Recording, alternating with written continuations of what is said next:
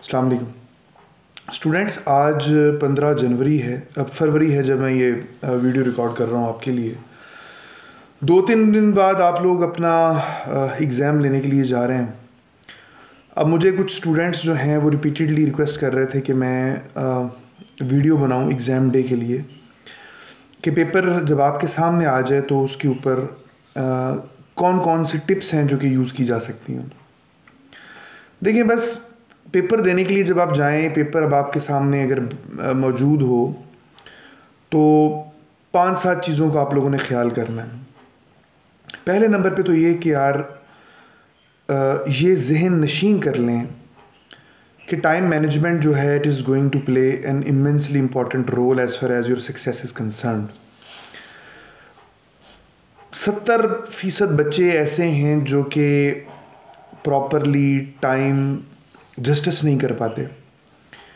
या तो उनका कोई सवाल मिस हो जाता है, या उनकी ओवरऑल पेपर के बीच में जो अप्रोच है वो बैलेंस्ड नहीं रहती। 3 सवाल जो हैं वो बहुत लंबे कर देंगे और एक सवाल जो है वो छोटा सा हो जाएगा, टेढ़ा सा। और वो जितने एक नंबर अगर इजाफी पहले सवालों में मिला है तो आखिरी सवाल में 8 नंबर कम आ गया तो उल्टा नुकसान हो गया। तो टाइम मैनेजमेंट आप लोगों ने प्रॉपर तरीके से करनी है। और उसका बेस्ट वे क्या होता है टाइम मैनेजमेंट का, कि जितने भी सवाल आप लोगों को आते हैं उन सब को एक जितना आपने टाइम देने की कोशिश करनी है। 1-2 मिनट ऊपर नीचे हो जाते हैं, इट हैपन्स, लेकिन आपने सबको टाइम बराबर बराबर देना है। दूसरे नंबर पर जो सवाल सबसे अच्छा आता हो उस सवाल को सबसे पहले कीजिए। ये बेसिकली इम्प्रेशन डालने वाली बात होती है।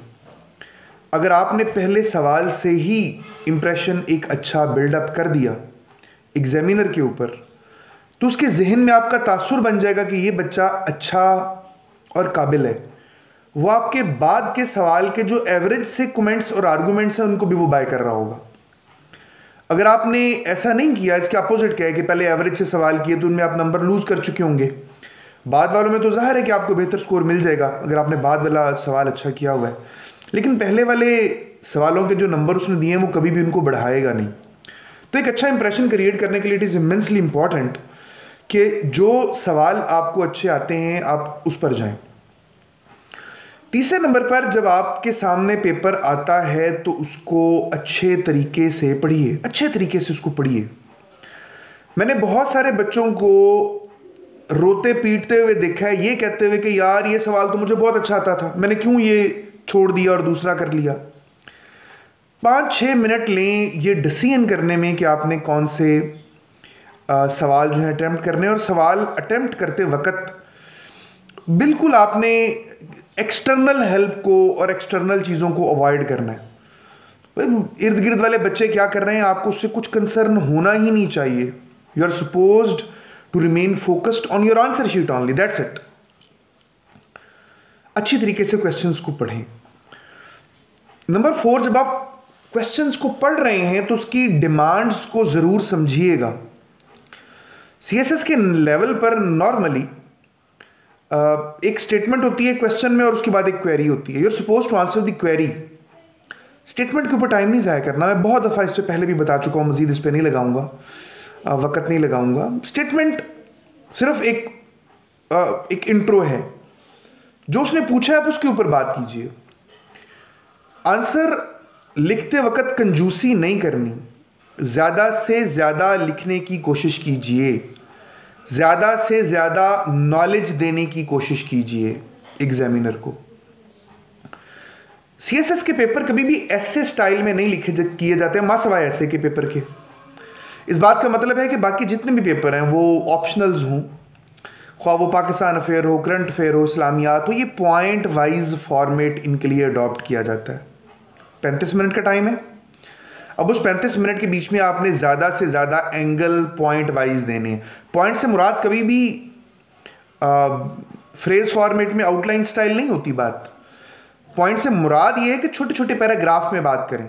एक पैराग्राफ लिखें, एक पॉइंट लिखें, उसको 3-4 लाइनों में एक्सप्लेन करें, अगले पॉइंट पे चले जाएं, उसके बाद अगले पे, उसके बाद अगले पे। यूँ ये पॉइंट फॉर्मेट के अंदर चीज़ें होती हैं। अच्छा, अगर आपके पास कोई चीज़ स्पेशल है, आपके पास किसी रिसर्च का हवाला है, आपने कोई एनालिटिकल स्टडी की हुई है, आपने कोई रिपोर्ट पढ़ी हुई है, उसको अंडरलाइन करें, हाईलाइट करें। एग्जामिनर ढूंढेगा नहीं उसमें से, आपने खुद उसकी नज़र पड़वानी है उसकी अपनी अच्छी अच्छी चीज़ों के ऊपर। फिर उसके बाद में presentation plays a pivotal role आपकी जो मार्किंग है उसके बीच में। प्रेजेंटेशन से मुराद आप कितना साफ़ सुथरा लिखते हैं, आप कितना अच्छा यूज़ ऑफ मार्कर करते हैं, कौन सा पेन आप यूज़ करते हैं, कितनी ब्राइट आपकी इंक है। यार ये बड़ी इंपॉर्टेंट चीज़ें हैं। बोंगिया ना मारे, अल्लाह का वास्ता है। मैं कल परसों एक बच्चे का मैं ऐसे चेक कर रहा था, बड़ा काबिल बच्चा, बहुत इस दफ़ा इंशाल्लाह वो पास हो जाएगा इंशाल्लाह ताला। उसामा मेरा स्टूडेंट है। अब वो ऐसे उसने मुझे लिख के भेजा। अब ऐसे के अंदर वो नए पैराग्राफ का जो पहला वर्ड है, मसलन फ़र्ज़ करें ए से शुरू हो रहा है, तो वो ए उसने इतना बड़ा उसने ए लिखा हुआ, हर पैराग्राफ का पहला लफ्ज़ वो इतना इतना बड़ा लिखा है। मैंने कहा कि शर्म कर यार, ये तू क्या कर रहा है? मतलब आप देखिए ना, आप एग्जामिनर को इस तरह कैसे मतलब मुतासर कर सकते हैं। कैपिटल नेवर मीन्स कि आप इतना बड़ा ए लिखें। मतलब चीज़ों को तरीके से चलें और सेंसिबली डिसिप्लिन्ड वे के अंदर आप अपनी चीज़ें जो है उनको लेके चलें। यूज़ ऑफ मार्कर, दोनों साइडों पे हाशिया बहुत एक अहम रोल प्ले करता है। साफ़ सुथरा लिखें। मैं तो जब लिखा करता था, मैं लफ्ज़ मिलाया नहीं करता था। पाकिस्तान PAKISTAN अलग अलग लिखता था, बहुत साफ़ सुथरा। एक पेज कम लिख लें लेकिन लिखें साफ़ सुथरा। ये बात याद रखिएगा, ये बात आप याद रखिएगा। आप एग्जामिनर के लिए लिख रहे हैं, उसको नहीं पता कि आप कितने काबिल हैं, तो उसको ऐसा लिखें कि वो उसको पढ़ सके, उसको समझ आ सके कि आपने क्या बात की। फिर जहाँ पे आपका क्वेश्चन आंसर आपका ख़त्म हो जाए, उसको खाली छोड़ें और अगले पेज पर नया आपने जो क्वेश्चन है उसको स्टार्ट करना है। फिर उसके बाद में आउटलाइन ज़रूर दीजिए। हर सवाल से पहले मेन आउटलाइन सिर्फ मैं कह रहा हूँ, ये ऐसे के अलावा बात कर रहा हूँ, और प्रेसी कॉम्प्रीहेंशन के अलावा जो बाकी पेपर्स हैं, इस्लामियात है, पाकिस्तान अफेयर है, करंट अफेयर है, जर्नलिज्म है, सोशियोलॉजी है, आउटलाइन दें। आउटलाइन से क्या होता है, एक तो आपको पता चल जाता है कि आपने इस सवाल में क्या क्या बातें करनी, दूसरा एग्जामिनर को भी आइडिया हो जाता है, उसको जलील नहीं, आप कर भला हो भला वाला हिसाब है। आप एग्जामिनर के लिए आसानी क्रिएट करेंगे, वो आपको बहुत ज़्यादा नंबर देगा, बहुत ज़्यादा मार्क्स देगा।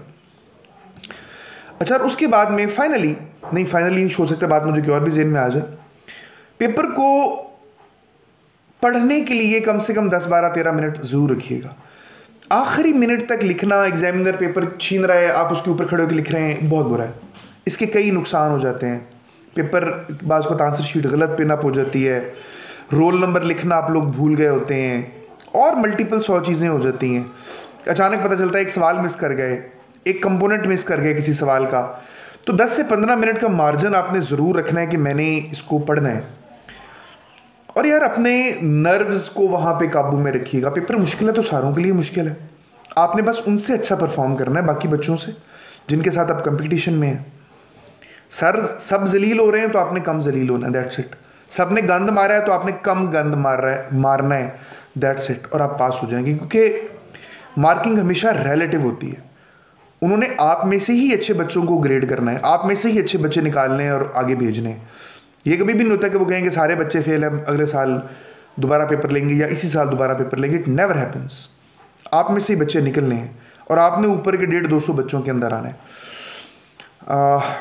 उम्मीद है यार जो बातें मेरे जहन में आ रही थी मैंने आपसे कर ली होंगी। कोई चीज़ रह गई तो सवाल में पूछ लीजिएगा। Wish you best of luck. वालिदैन की दुआ लेके जाइएगा। अल्लाह ताला के अलावा कोई आपको इज़्ज़त दे नहीं सकता, उसे देनी हो तो कोई छीन नहीं सकता। ईमान रखिए अल्लाह पे, दुआ करके जाएं और इस अज़म के साथ जाएं कि आप इस मुल्क के लिए, इस कौम के लिए कुछ पॉजिटिव करना चाह रहे हैं और इसलिए आप ब्यूरोक्रेसी का हिस्सा बनना चाह रहे हैं। Wish you best of luck. दुआ में याद रखिएगा।